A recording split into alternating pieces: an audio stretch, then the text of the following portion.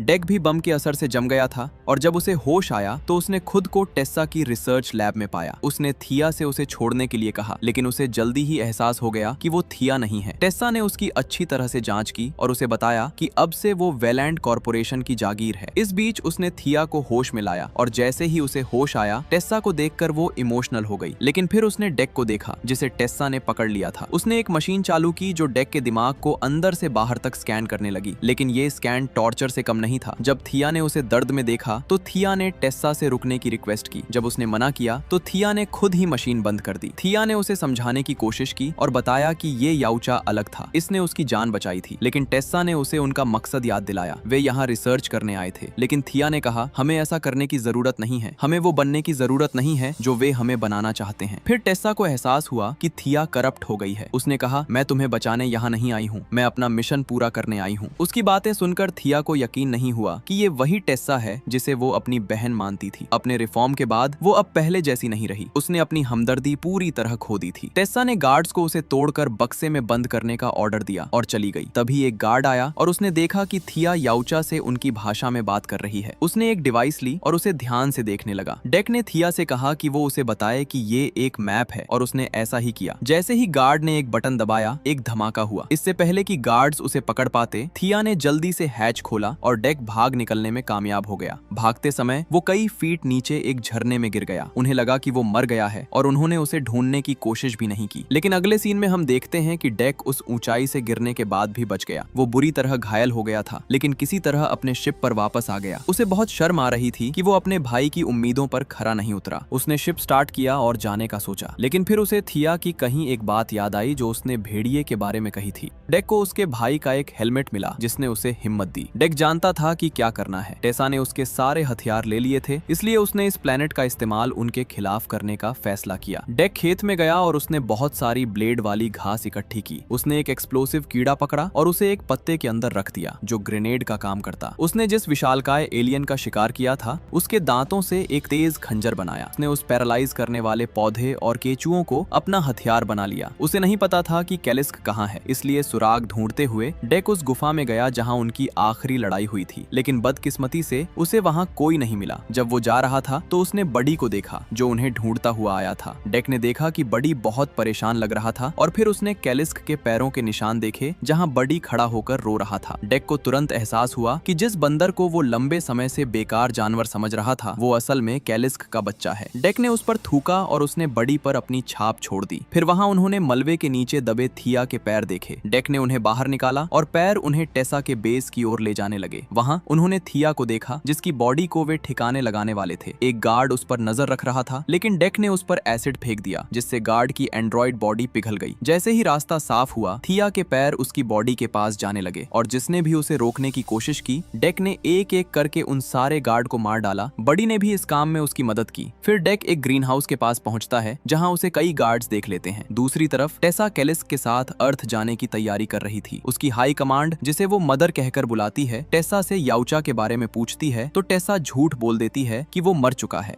जबकि वो एक एक करके वहां ग्रीन हाउस में रोबोट्स को खत्म कर रहा था। वो उनको एक प्रॉपर याउचा प्रेडेटर की मौत मारता है। उसी समय थिया के पैर जिन्हें वो ढूंढ रही थी उसके पास पहुंच गए। थिया अपने पैर वापस पाकर बहुत खुश थी, लेकिन जब और गार्ड आए तो उसने फिर से डिसेबल होने का नाटक किया। गार्ड थिया को देख ही रहे थे कि उसके पैर पीछे से आए और एक टीम की तरह काम करते हुए उन्होंने सभी रोबोट गार्ड्स को मार डाला। जब डेक वहां पहुंचा तो थिया वहां नहीं थी और एक गार्ड ने उसके सिर पर बंदूक रख दी और धमकी दी कि अगर वो हिला तो उसका सिर उड़ा देगा। लेकिन तभी थिया आ गई और उस गार्ड को शूट कर दिया। उसने पूछा तुम यहाँ क्या कर रहे हो, लेकिन जब थिया को एहसास हुआ कि वो उसे बचाने आया है तो वो शॉक हो गई। थिया ने कहा हमें यहाँ से निकलना होगा इससे पहले कि और गार्ड्स आ जाएं। लेकिन डेक ने कहा अभी नहीं, हम कैलिस्क के बिना नहीं जा सकते। उन्होंने बडी की माँ को कैद किया हुआ है। सच जानकर थिया मदद करने के लिए तैयार हो गई। फिर डेक ने सिक्योरिटी अलार्म बजाया और सबको अपनी तरफ बुलाया। वो घुटनों के बल बैठकर उनका इंतजार करने लगा और जल्द ही पूरी गार्ड यूनिट ने उसे घेर लिया। वे उस पर हमला करने ही वाले थे कि डेक अचानक हिला और डेक के ट्रैप ने एक एक करके सारे गार्ड्स के परखच्चे उड़ा दिए। हमें डेक की निर्दयी याउचा शिकारी इंस्टिंक्ट दिखाई देती है, लेकिन टेसा अभी भी बची हुई थी। पर डेक को उसे ढूंढने की जरूरत नहीं पड़ी। वो सीधे उसके पास चली गई। उसने याउचा हथियारों से लैस मैकेनिकल आर्मर पहना हुआ था। उसने डेक पर निशाना साधा, लेकिन जैसे ही उसने ट्रिगर दबाया अर्थवॉर्म डेक की जान बचाने के लिए उसके सामने आ गया और मारा गया। उसे अपनी आंखों के सामने तड़पता देखकर डेक गुस्से से भर गया और पागलों की तरह टेसा पर हमला करने लगा, लेकिन टेसा ने उसे पकड़ लिया और दूर फेंक दिया। इस बीच थिया ने अपनी पहचान का इस्तेमाल करके कैलिस्क को छुड़ाने की कोशिश की, हालांकि उसे ब्लैकलिस्ट कर दिया गया था। एक गार्ड ने उसे ऐसा करते देख लिया। थिया ने जल्दी से टेसा का भेस बदल लिया और उसने कैलिस्क पर नजर रखने वाले गार्ड को कहीं और जाने का ऑर्डर दिया, लेकिन ये सब बेकार गया क्योंकि उसकी चोरी पकड़ी गई। दूसरी तरफ टेसा ने डेक पर हमला करना शुरू कर दिया। अपनी जान बचाने के लिए वो एक ट्रक के पीछे छिप गया। जैसे ही टेसा ने उसके नजदीक जाने की कोशिश की, डेक ने अचानक उस पर हमला कर दिया। अगर वो कवच के पीछे ना छिपी होती, जिसे डेक कोशिश करके भी तोड़ नहीं पा रहा था, तो वो उसका कीमा बना देता। उसी समय कैलिस्क ने भी टेसा पर हमला कर दिया। एक भयंकर लड़ाई हुई, लेकिन टेसा ने ब्लेड से कैलिस्क को आधा काटना शुरू कर दिया।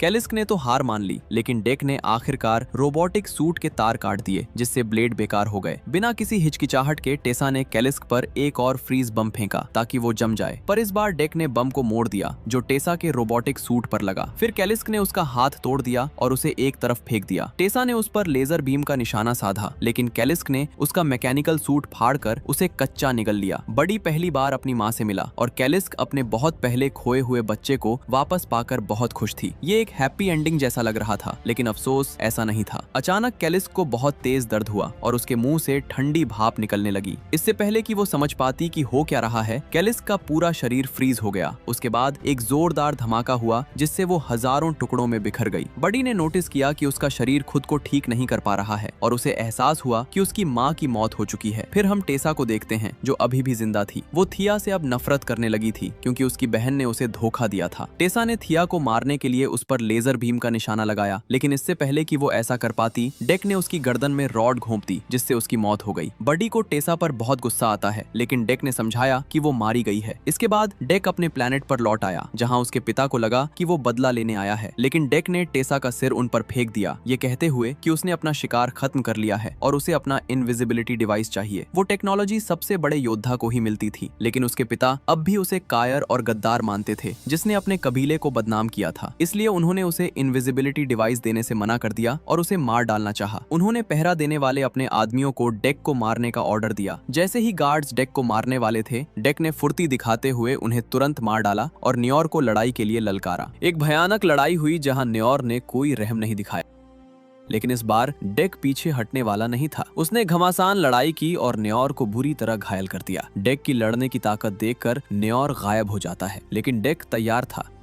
उसने जहाज स्टार्ट किया और हवा में उड़ती धूल का सहारा लिया। फिर डेक ने न्योर पर कई जानलेवा हमले किए जब तक कि उसने न्योर का हाथ काटकर उन्हें एक तरफ फेंक नहीं दिया। उसने न्योर को घुटनों पर बिठा दिया और न्योर का हेलमेट उतार दिया क्योंकि अब वो सबसे ताकतवर योद्धा नहीं रहा। न्योर उसकी जान के बदले उसे अपने कबीले में जगह देने के लिए मान गया, लेकिन डेक ने अपने भाई की मौत के लिए उन्हें दोषी ठहराया और कहा, मुझे अब किसी कबीले की जरूरत नहीं है। इस बीच बडी ने न्योर का सिर चबा डाला और हमने देखा कि वो पहले से कहीं ज्यादा बड़ा और मजबूत हो गया था। उन तीनों ने अपना कबीला बनाया जो याउचा ग्रह के नियमों को नहीं मानता था। इसके बजाय वे भेड़ियों के झुंड की तरह रहते थे और कहानी खत्म हो जाती है। वीडियो पसंद आया तो लाइक और शेयर कर देना। मुझे कमेंट करके बताएं कि वीडियो कैसा लगा, और ऐसी इंटरेस्टिंग मूवीज की कंप्लीट स्टोरी हिंदी में देखने के लिए चैनल को जरूर सब्सक्राइब कर देना। मिलते हैं अगली वीडियो में।